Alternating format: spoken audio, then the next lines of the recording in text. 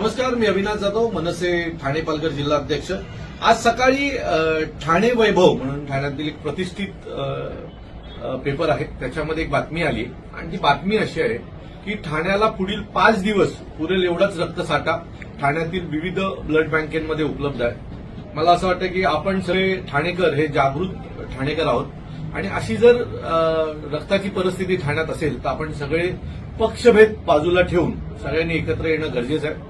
येत्या रविवारी आम्ही एक रक्ताचा महाकुंभ मेळावा आयोजित करत आहोत।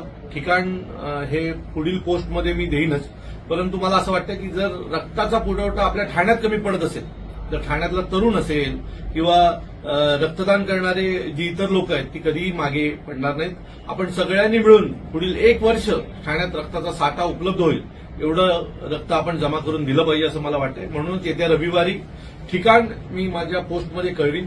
आपण सगळ्यांनी एकत्र येऊन रक्तदान करायला हवं असं मला वाटतं। तर नक्कीच रविवारी एक मोठं रक्तदानाचं शिबिर आपण ठाण्यात आयोजित करूया। धन्यवाद।